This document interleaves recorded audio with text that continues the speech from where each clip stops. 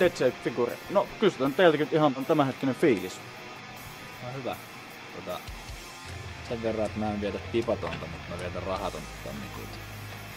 Joo, vähän sama rahaton tammikuu. Muuten on asiat on ihan hyvällä mallilla. Teillä tuli tossa viime vuoden puolella Devil Ride-niminen mini-CD. Olitte samaan aikaan rundaamassa tuolla vähän isommissa piireissä Euroopassa. Minkälaista meininkiä siellä oli? Oletteko vähän kertoa? Tosi hyvää meininkiä. Oltiin ihan sillä turistina melkein siellä mukavalla kämpperillä seurattiin mutta kyllä me näytettiin aika hyvät närhemunat muille bändeille. Kyllä mun mielestä porukka liikenteessä. Kiva pikku kierto. Oltiin tosiaan asuntoautolla liikenteessä. On tullut siihen tulokseen, että se on ehdottomasti se paljon mukavampi muoto rundata kuin olla siinä haisevassa paskasessa dösässä 3 muun bändin autossa voi pysähtyä minne haluaa ja yöpyä missä huvittaa. Siinä on tehty miinuspuoli se, että kuskit täytyy aina jostain Rettikaltsi ja Neissu hoiti tontinen. Se oli kova jätkä, että se veti viinaa aamuasti ja sit se oli jo 12 ratis joka päivä. se oli ihan kova juttu. Oli oikein kiva kiertue. Se bändi ihan sellainen personal favorite, pääs soittaa ja sitten sen perään kattoo hemmetin hyviä tumppuja. Eli semmonen muutenkin tultiin toimeen kaikki hyvin ja semmonen aika lämmin henki. Vähän ehkä liikaa bändejä, 6 bändiä. Se oli vähän rahastuksen maku järjestäjän puolesta, mutta ihmisiä kyllä oli joka päivä kuitenkin siellä katsomassa. Ei se tuu ylsitössä olemaan. Vai siihenkään. Sielläkin soitti vähän kaikki bändit yhdessä itse asiassa. Muuten oli kyllä erittäin hyvä.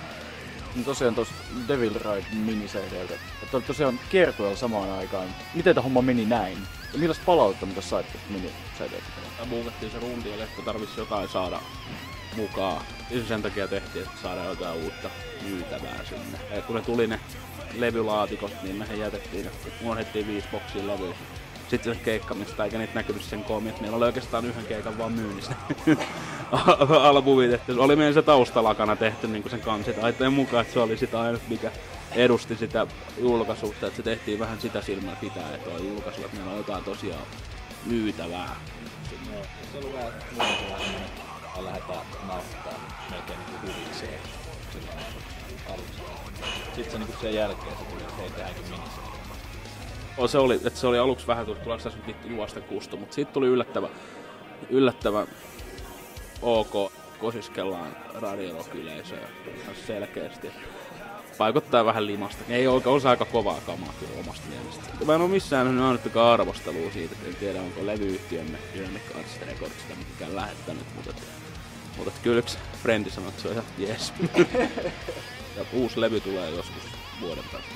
Ei mulla ole soitettu vielä mittikään niitä uutta biisiä hyvää, mikä on Suomessa nimenomaan.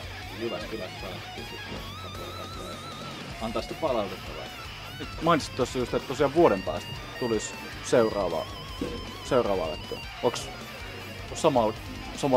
samankaltaista, samalla kaavalla kuin nämä edelliset? Megadeth jolla aika paljon viimeistä. Se on sellainen, mitä se nyt sanoisi, luonnollinen jatkuma. Siellä siitä tulee kova, just nyt ollaan vähän saatu kasaan jotain riittejä. Kesäkuussa on studio ja ei yhtään biisiä vielä valmiina, kun ne sieltä tulee sitä. Tarkoitus olisi, ettei käytettäisi yhtään Devil Ride. Kyllä siitä tulee varmaan aika studio.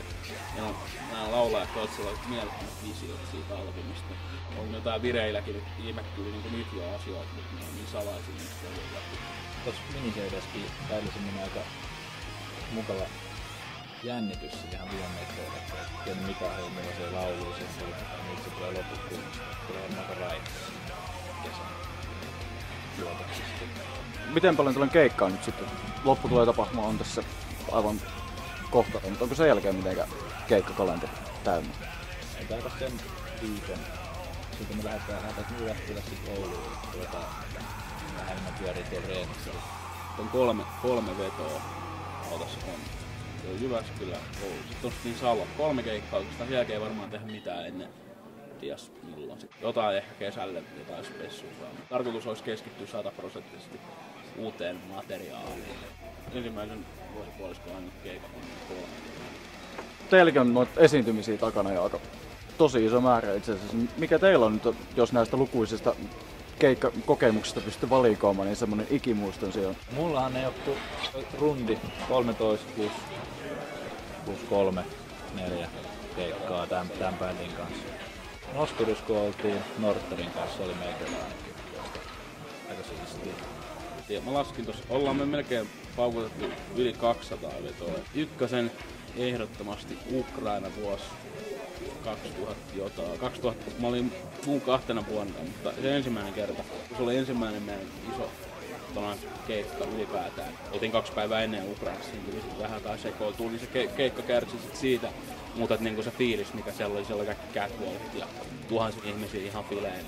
Siis silleen, että oli jotenkin niinku, että tämän takia sitä on tullut siellä nuokkareilla pyörittyy pikkuehkästä astiskulemusta keppiä. Olin välitunnit soittamassa tää rumpuja ja kitaroita osastoon. Tai silleen, että tuli niinku, että vittu, että tätä varten sitä treenasi. Että se oli jotain älytöntä. Sitten jotain videomatskuukin siitä, se on aika hirveä kuulostaa. Oli kyllä se meni soitella sitä tai helvettiin, mutta niinku koko se elämä. YouTube kyllä vesittää kaikki hyvät keikkamuistot. Katsotaan, miltä se oikeasti kuulostaa. Loppu tulee festivaalin pääesiintyjä, eli Nikola on ollut ahkera noiden DVD-julkaisujen suhteen. Milloin teiltä sitten tätä DVD-puolta saadaan ootella? Saadaan sitä ootella, jos haluaa. Mutta helvetinmoinen homma noita kuvata ja äänitellä noita. Ja pitäisi varmaan opetella soittaakin sillä luotettavan hyvin. Joku hyvä tiimi, joka saa kuvaa ja äänittää. Ei nyt itse päästä. Ja se on vitun kallis toteuttaa tuolla, jos toteutetaan täysin niin ostaa sen palvelun. Rahahan on, mutta se on niin sitä, ei se kaikki tuollaisia. Tää vähän valikoida, mihin sitä oikein tulee. Se on ehkä sitten joku live-DVD, mitä sais myyty sitten jollain Femman tyyliin jengille. Joo, vois kyllä joku kuvataan tuossa kesällä vaikka studiossa. 11 vuotta In the Life of Dead Set. Loppu tulee festivaali. Helmikuun 1. viikonloppu. Millä mielin lähdetään Jyväskylään katseeseen soitteloimaan? Kyllä mielin. Pitää olla